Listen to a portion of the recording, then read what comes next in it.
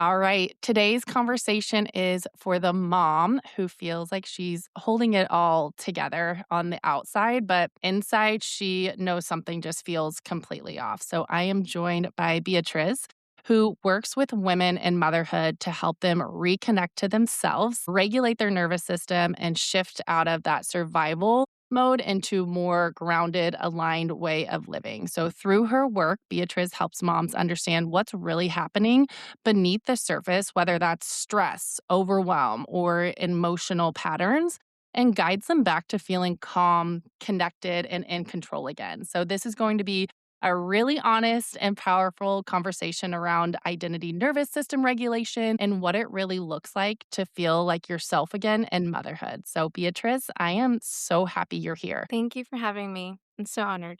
I would love to know just a little bit about you, how you got to start sharing your gift with women and especially with motherhood. Share if you are a mother yourself, like just kind of give us a little background about you and where you're at in the world and all of that. Yes, of course. So I grew up in a kind of chaotic, unhealthy environment. And as a child, I knew that that's not the environment that I wanted for my future family. So I just didn't know where to go or what to do in order to change the role. And so it first started with my mom passing away 2 years ago, and how I noticed that her sickness, her illness is kind of like the reason she was sick and the reason she was ill is because she didn't know how to regulate her nervous system. Everything that happened in her life, she just kept it and did not know how to release it. So that's when I found out when she was sick, she was ill. I needed to realize like I needed to do that for myself in order for not to affect me and my future family. So I went to search the best tools that worked for me because there's so many different tools out there, but it's what works for you is that's what's important that's going to help you move forward. And I noticed that kind of resetting and releasing what was stored in my nervous system is what helped me become that calm, patient mom that I've always wanted to be. And so now, like, I'm just so grateful that really all these things happened in my life that it got me to where I'm at now. Yeah, I can totally relate. I lost my dad 4 years now. And I feel like that's really when I started doing like the inner workings. And I'm like, he died by suicide. And so like mental health, there has to be more in life than like what he lived. And again, like I don't think he took care of his body, he didn't take care of his mind. Like and so I feel like I can definitely relate of like that's when my journey like really started to deepen. And also looking at it as like thank goodness like that did happen in my life because like I love this version of myself more than ever. The life that I'm living now is way more fulfilling than what I was when he was here. Oof. People I feel like are in awe like if they were to ever like hear me say that. Do you feel like that about your mom? Definitely. If she wouldn't have gone through this, or we all didn't go through this with her, we wouldn't have learned anything. We would just continue life the way it was. So, yes, I completely understand where you're coming from. And it's sad to say, like, this is the way it was supposed to go in order for us to grow. Well, one thing that I really wanted to ask you is I think a lot of moms don't even realize that they are in survival mode because it just feels like this is normal. This is how motherhood is. How does survival mode actually like show up in the body and behavior, especially in those like everyday moments where a mom like snaps and then feels like immediate guilt? Yeah. So, like, let's say when you first wake up, you already feel tired, even though you slept, or maybe you didn't sleep enough, but you're just so tired from the day before. And then you wake up, you get up, you're tired, and then you're mentally already you're listing the things that you already need to complete for the day. And your mind is so noisy from just like things that have happened in the past, replaying certain memories. Maybe you've made mistakes. And then you're just constantly like just always having those things in your head, those moments. And then and during the day, you're just moving through autopilot. You're just like, I need to do this. After that, I need to do that. And after that, I need to do this. And you're not even realizing like what you're feeling and what's going on and being in the present moment. And then when you feel irritable because you just can't take what you're feeling inside. You just don't feel good. You just don't feel complete. You feel like something's missing and you're so irritable. And then that's how you end up snapping. You end up snapping at your husband because "Ugh, he left this mess for me," or you are snapping at your children because there's just one more thing you have to do for them and you just want to go lay down in bed and you don't want to do anything. Then you're overcorrecting your kids. You're like, "Don't do this. Don't do that. Stop. Leave me alone." Mm. And, it just feels too loud, too much all the time. And then at the end, you're just exhausted again. You go to sleep, and then that whole cycle just repeats. What would you say is your best approach? Like, what's the first step? Like, because I feel like after you said that, like, even myself, like, I'm like, crap, like, there are still some lingering survival mode feelings that I'm still working through. And I feel like it is like a day by day thing. And so, like, I feel like after you've said that, like, a lot of I know, like, people who are listening are like, "Crap, like, she's talking directly to me." So now, like, what do I do? Like, how do I stop this living in survival mode? Like, what's the first step? Kind of walk me through, like, what your process is after that. Yeah, so the first thing to do is to notice. Like, how did I wake up today? Instead of going straight to what you need to do, if it's the dishes, if it's the emails, whatever it is that you need to do, you need to stop and really notice. Like, okay, like, what am I feeling right now? Like, what's going on? Where do I feel it? Is it in my heart? Is it in my hips? Is it in my back? Because every feeling you have, wherever it is, there's a little message. There's a little message telling you, "Oh, you're stressed about, your finances, so your lower back hurts." Or your shoulders are tense because you're carrying so much responsibility. Or, your voice is feeling kind of tight because there's something you're not expressing, and it kind of just goes back to when you were younger. Were you always silenced? Were you always the oldest one and holding so much responsibility? Or were your parents always concerned about finances and now you're worried about your finances? So it's like things that we've learned. And a lot of the times it's not even us, it's what we learned from our parents and we're just carrying it for no reason. Wow, you just made me I'm, like, smiling. Individuals who are watching obviously can see that, and I'm saying that because I had just told Beatrice before this that I just have went through, like, one of the most major sickness of my life, like, this past week, and it was all in, like, my throat and my jaw, and, like, deep down, now that I'm aware enough, I'm like, "Okay, well, what have I not been able to probably express?" And I feel like I just went to that mom's conference, and I feel like I just, like, finally, like, had, like, a clear alignment, and, like, podcasting is a lot of just, like, letting your true self, your true voice out there, and I do feel like that's a wound that I've been healing is through my childhood. Like, I was always the child that was, like, dramatic or, like, super, like, big, like, imagination, like, "Oh, Mackenzie, that would never happen," and I'm like, "No, I'm gonna prove it to you that it will happen," and I feel like I was always the dreamer. My parents, I feel like, would, like, put me into that box, and now I'm like, "No, I'm gonna embrace the dramaticness, and I'm gonna embrace, like, the dreamer of me because, like, we are super powerful individuals." So, that's just an example of, like, what Beatrice is saying of, like, different areas of your body, like, it is a sign. So, with that, like, if it is, like, in the heart or if it is in their lower back, like, how do you like? Because now they're like, "Okay, well, now I am aware. I'm gonna wake up tomorrow morning, it is in this certain area. What do you do next?" Yeah, so that is the question to ask yourself. It's like, what do I need to do about this? Is it in like, for example, is it in my heart? And what do I need to do about this? And a lot of the times for me, it's like, well, you need to cry. The answer just comes to you. It's like, you just need to cry. And I'm like, okay, I'm going to cry. And once you let out that emotion, that feeling, then you ask yourself, okay, but where does this come from? And then you'll be like, oh, well, I didn't feel like I was loved unconditionally. What it was, if you did something right, then that's when I received the attention. So, and then because you're a mom now and you're like, oh my God, I've made so many mistakes. And you're kind of like having this kind of beating yourself up because you didn't do things correctly. But you know what? Like that day has left and you can start a new day. So you would just put the intention of like, well, today I'm going to make this step of if I do make a mistake, I'm going to correct it. And that's just having compassion for yourself. And that compassion, you're kind of replacing it with that unconditional love you did not receive. And one thing that I've come to find, the unconditional love, for example, a lot of the things are like lies that I was telling myself. Like it was actually conditionally loved by my parents. Like I was my sisters loved me, my family loved me. Like a lot of this self-talk and feeling are just things that we're making up in our head. Do you agree with that? Definitely. Yes.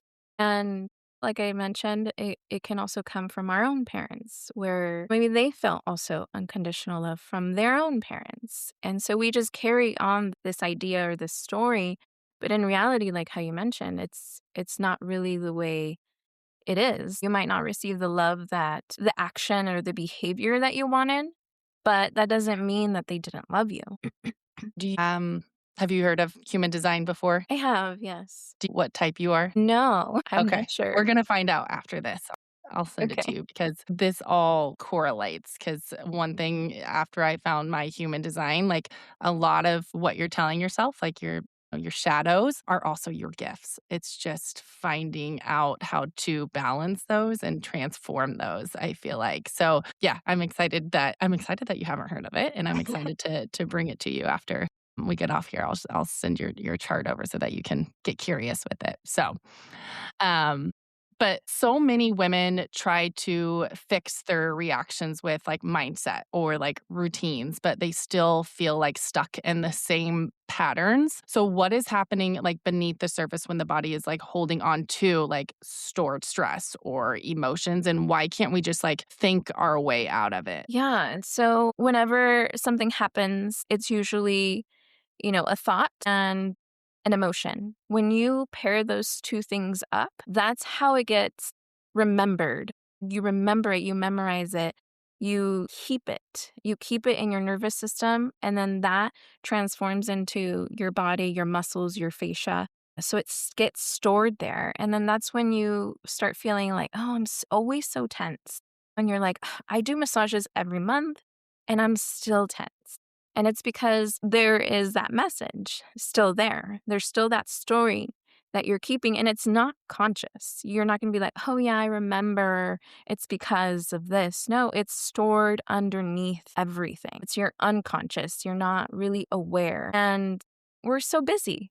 We're moms. We live in this place where we have to go and do things. We're not just sitting around home cooking and cleaning. It's like we're doing everything. We're like the house manager, or even sometimes we're also working. So, like there's so much going on, and you're not always conscious of like my body, your body, and what you stored there. And one thing that I've realized is that it can be layered too. Like, yes, I've already, like, I feel like there's been multiple times, especially like me, an entrepreneur. Like, I feel like that's like the biggest healing journey in itself. But like, I'm like, I already addressed this. Like, and now I have to do it again. Like, sometimes I get frustrated, but then I'm like, wait, this is part of the process. But one thing that Beatrice said earlier that I want to kind of go back to also is like the processing part. Like, you can't skip over this. Like, this is why you got here. And like, if you're in your 30s or 40s, like, and you've never done this work before, like,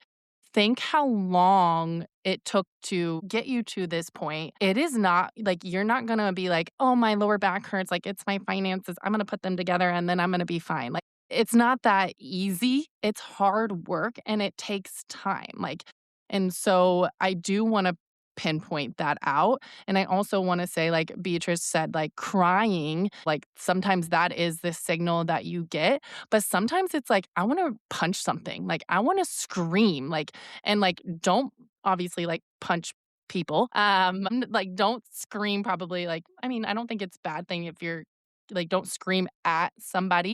This is all like your own internal working. So maybe scream in a pillow, or like these rage rooms are like such a big fad right now. Like, get a bunch of like your mom friends together and like just go like rage it out. Like, I feel like we're just so conditioned to like hold it all in, like keep going, like everything is okay. And it's like, no, like stop, feel, and then like move on. Like, you have to stop and feel.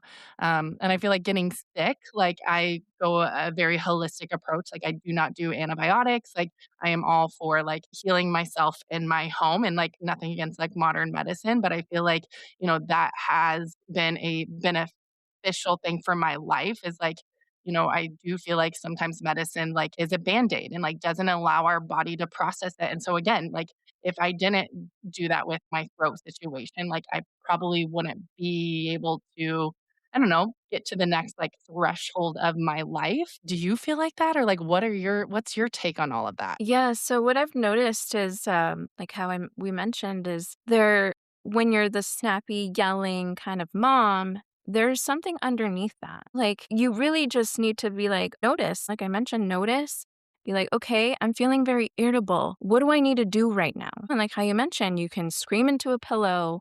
What I do is I create this image in my head of like the thing that is making me feel frustrated or irritable or angry. I create an image and put it over my head. I grab it and I slam it to the floor and I breathe that out with that frustration. You could do it as many times as you need. And then you just let that just release that frustration, that anger, because then underneath that is going to probably be sadness, hurt, shame, whatever else that's coming up. Because yes, it is layered. Yeah. Clean house. Get rid of that. Ooh, I love that because I'm a very much so visionary. Inner vision is how I process things. So like having the picture and slamming it down, that's been super, super great. One thing is also when my dad passed, I had this therapist and she literally saved my life, I feel like. And she did, I'm going to butcher what it was, the type of therapy where you visualize things and then you kind of like get rid of them. But kind of going what Beatrice says is that you could also like say like there was a like replay where you snapped at your kids, like play that scenario and then feel it, maybe slam it on the ground like Beatrice said, and then replace it. Like literally watch yourself like erase it. I remember her doing this for like the visualization of my father and put it into like happy moments. Like when is the time that you've really like had a exciting time with your kid? Like I feel like if you really can master that, like it's going to be life changing for you. Yes, definitely. And I think also like maybe playing it out how you wanted it to be played Ooh, out. Like so that way you're like, okay, next time I know to do this. what if somebody came to you and you're like, just notice it. And they're like, I just don't have I can't. Like I can't notice it. Like what would you say to them? Because I do feel like there is like a block with some women that like they're in such a survival mode and like high stress that they literally can't like get grounded or like they can't tap into their intuition. Like how do you help women navigate that? Yeah, so I mean we have different senses. For some people, like how you mentioned, you're visual. I'm also visual. Or some people can feel their body and some people can hear. What are you hearing? Um And it also takes practice. So you can also build on it. So it's also walking them through like, okay, like let's just mentally scan. Or maybe I would have to like tell them, okay, let's check on your forehead. Is there any tension? Do you feel tension? So it's kind of like pinpointing areas and asking them like, is there tension there? Can I help you? Or I walk them through like, okay, breathe in and out and release that area. And then we're like, oh my God, I did have tension there. I just never noticed it. I never realized it. So it's like trying to play around and see where they're holding that tension. Yeah, trial and error. Mhm. I will say that your human design actually tells you your senses. So, like Oh, my wow. son, he is actually smell. I'm really focused on my youngest son because he had terrible eczema. And so, basically, trying to regulate his nervous system during his healing journey. And once I pulled his human design chart and I realized like smell was something that is just how he processes his life ultimately. I was like, oh, well, that's why he is allergic or sensitive to laundry detergent. Like my mom's house, she has fragrances like every freaking where. And I'm like, every time we would go to her house, like he would get like itchy. And I'm like, that really makes sense. So just a little like snippet of like your human design literally tells you what senses and how do you process that. So it's pretty magical. What? Let's talk about like generational pattern. So like I was talking to a girlfriend and she's like, my husband has like heart issues. And she's like, everybody in his family from this side has heart issues. And I was like, wow, well, if that's not a sign that like this is a generational pattern, I don't know what is. So like talk to me about how to notice that and like how to process that because it can be really hard whenever people are like, it's just genetics. Like, I cannot stand that because, like, yes, it is genetics, but it's also like you can break the cycle or break the genetics. So, talk to me a little bit about like what that means, like how you explain that to your clients and like really how to break that cycle. Yeah, so yes, I've also heard of it's genetics. That's why I have this, but that's just an excuse because there's also epigenetics. That's something that scientists have just figured out, epigenetics, where yes, we might have that gene of cancer or heart disease, but that doesn't mean you have to turn it on. It could be Mm. asleep. And the only reason we turn it on is because we learn from our parents. There's habits that we learn. It could be eating habits, it could be thoughts, those beliefs. It could be that we're not active. So it's certain habits that our parents taught us that that's the reason why these genes of, illnesses or diseases are turned on. And I didn't know much about my mom's family from her dad's side because her dad passed away when she was very little. But she would go to Mexico here and there to visit, and she would find some family members still who were alive from her dad's side. And she told me about this uncle, but this is when she was already sick, and she told me about her uncle and how her uncle also passed away from cancer. And I asked my mom, well, tell me about him. And she's like, oh, I learned that your uncle was very quiet, but his wife was not very quiet. She was very rude and verbally abusive. And so I was like, well, mom, it sounds like you are just following the footsteps of your family members from your dad's side, because that's what was happening in our home too. So, and I'm like, and it's not a coincidence. It's not a coincidence that your uncle passed away with cancer and then you are too. And you guys had similar lives, and the fact that your spouse was verbally abusive. So it was up to her to make that decision whether she was going to stay in that verbally abusive or not. And she did. And so this is the result. The hard questions, especially to your family. Like, get curious about your family history. If you do have pain, whatever that is, like, I just am like, people, I feel like, especially my family members, sometimes like they have to they're like, "Oh, here comes Mackenzie with the questions." And I'm like, because like I'm just a curious individual. Like there is usually a reason like why you're feeling the way that you do. Can you tell me after doing the inner work that you've done, like how has it made your life better, like your day-to-day better, you as a mom, like how has it benefited your relationships, kids, significant other, family members? Like, just tell me, like, the good that it's brought into your life. Yes. So, well, before having children, me and my would argue or would just not have a good time during the day. Like it was just a lot of arguing, a lot of fighting, and it was very uncomfortable. And so then I would get sad because I'm like, oh, I didn't want to live the same life my parents lived. I didn't want that environment, and this is what I'm creating. And I knew it was me. I knew that it was me who was initiating this because it was normal for me. And I was like, man, I need to fix this. And so little by little I just started working on it, and it just feels so much better. Like my husband actually told me, he's like, man, when I would get home from work, sometimes I didn't want to come home. And I'm like, oh my God. And he told me later on. And now he doesn't feel that way. Now he's happy to be home, and I'm happy for him to be here. And it just feels so much peaceful. The home just feels so much peaceful. My daughter is able to do whatever it is that she's running around. She's making a mess. And we just need to learn, okay, we just need to learn how to pick it up. And instead of getting upset, like, oh, I just picked that up or I just cleaned that area.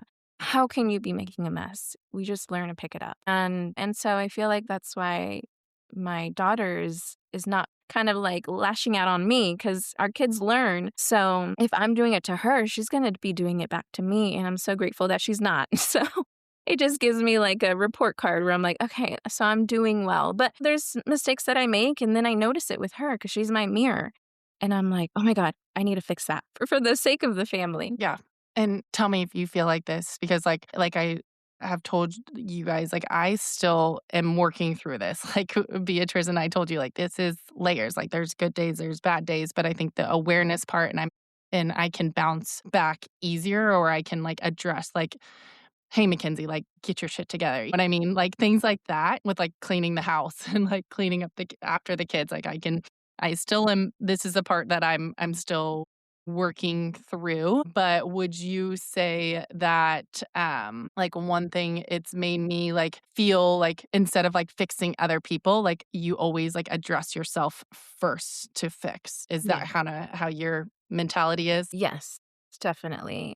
We're not responsible for any other person, even if it's in our family. It's kind of like it's us. Like if we yell at someone, that person's gonna yell. It's kind of like thinking about you have a ball in your hand, and if you throw it with so much frustration and anger towards the wall, it's only gonna bounce back. How do you want others to respond to you is kind of like how you want to come to them. Like how do you want to communicate to them? Well, this has been an amazing conversation, and I feel like I know my audience is gonna love every bit of it. I would love for you to share what resources you have and where they can find you. Yes, so I have an Instagram page. It's called Solta Ray Wellness. And I also just started a Facebook group. It's called the Mindful Centered Mom. So if you go ahead and sign up, Mackenzie has the link, and I'll be able to email you the link of that Facebook group so we can obviously help each other out and share things how we can help other moms. I definitely want to put in some tools and tips so that way it can help you in your everyday life. Yes, I will link it all in the show notes. But Beatrice, it has been such a pleasure getting to know you, and I appreciate you being on the show. Thank you so much. I'm so happy to be here.